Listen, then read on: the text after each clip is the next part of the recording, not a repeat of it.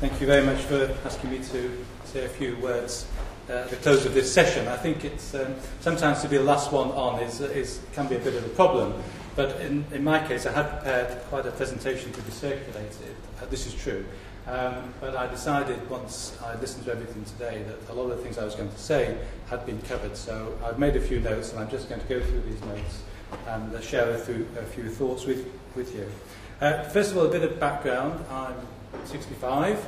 At the age of 21, I was diagnosed with ulcerative colitis, which resulted in, when I was 55, 10 years ago, an ileostomy, and was informed at the time that the disease was possibly going into my bile ducts and my liver.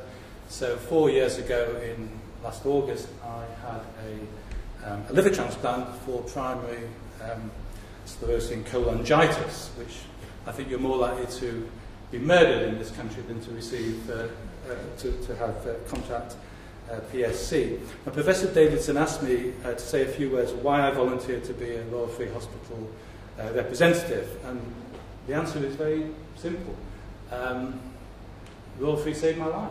It's as simple as that. And how can you say thank you for everything that it did for my wife, Pat, and myself, the clinicians, the surgeons, and the transplant coordinators, but to offer to try and assist in any possible way.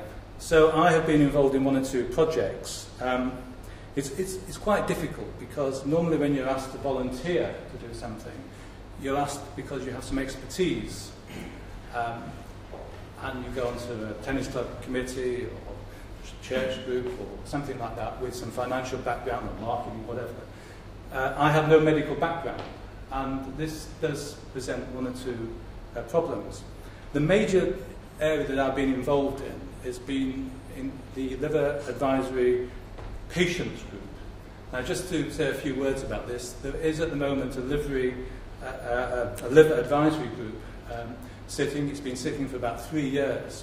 It's under the chairmanship of Professor James Newberger, who's Associate Medical Director at NHS Blood and Transplant, and Alex Jimson, who's chair of the NHS BT Liver Advisory Group.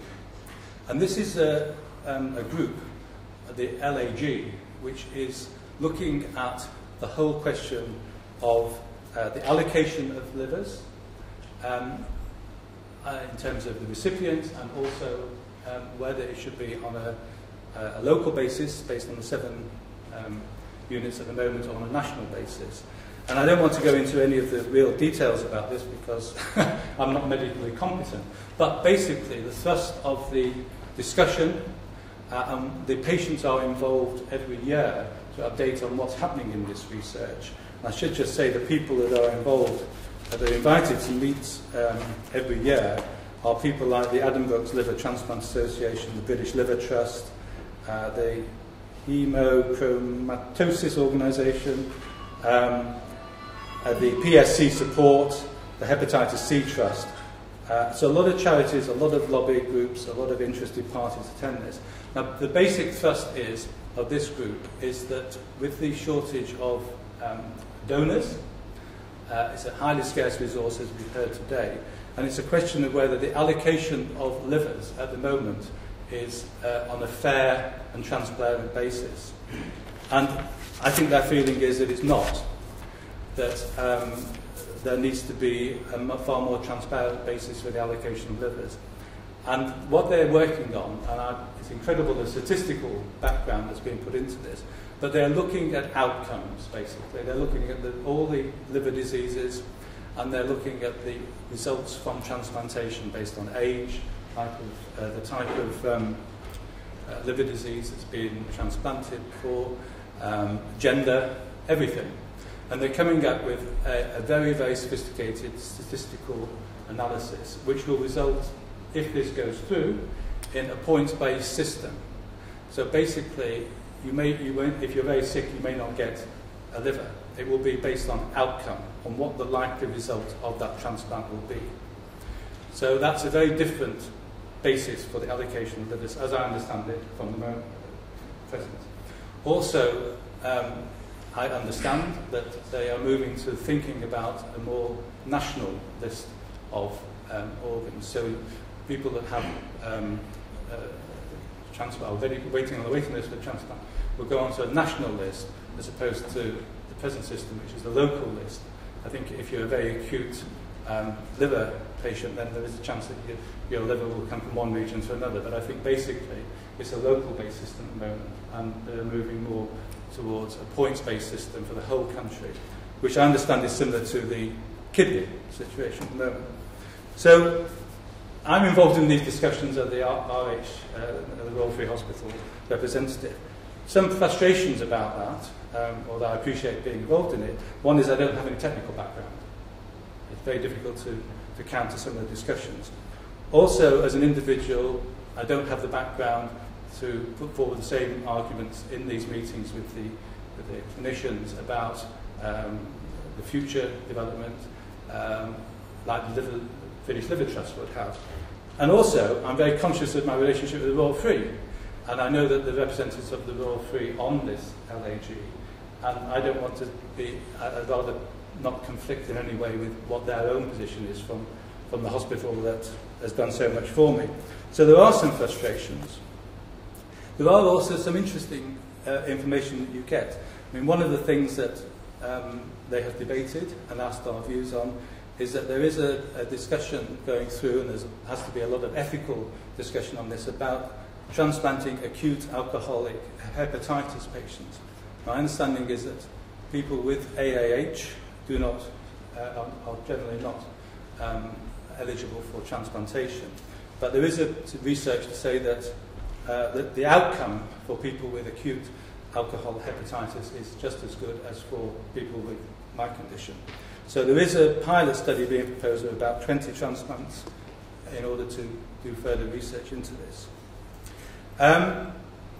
So that's the background to my to being a patient representative. I just want to say one or two things over a couple of minutes about my experience of the transplant. First of all, the waiting list.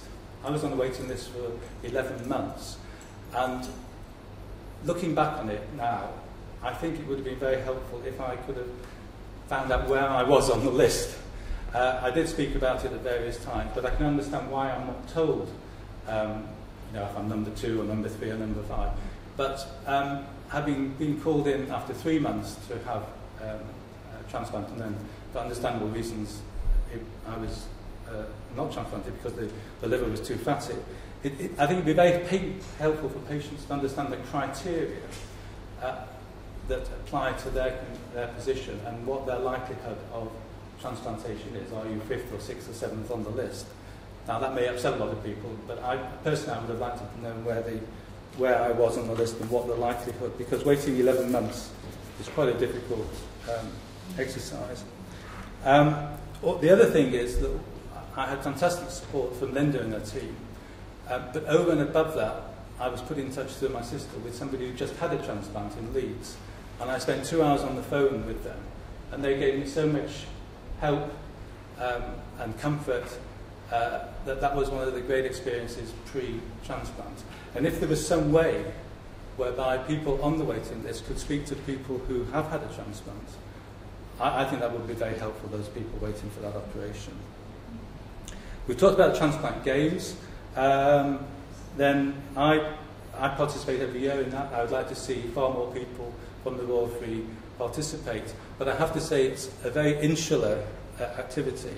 It's wonderful to stand on a tee with people who have had heart, lung, kidney transplants. But it is an inward-looking organisation, and I just wish it could go out and try and get people to donate more. But also it'd be nice to have more Royal Free participants. And the other thing I just finish on is the one we've discussed here about how we get more donors. And I think the elephant in the room a bit is alcohol. You often think about what you feel about when you have a transplant. And my main concern was, well, what I'm going to feel like having a foreign body, somebody else's liver in me.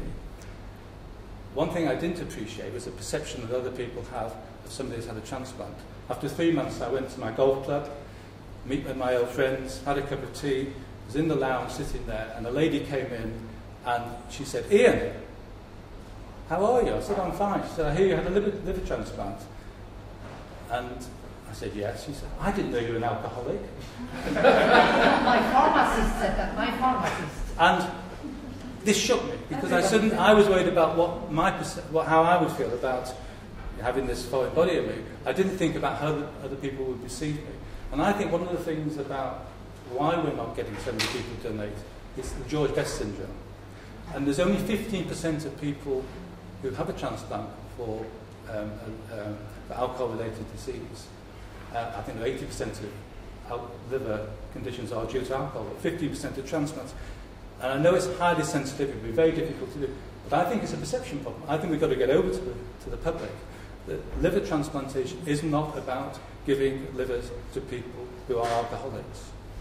Thank you very much.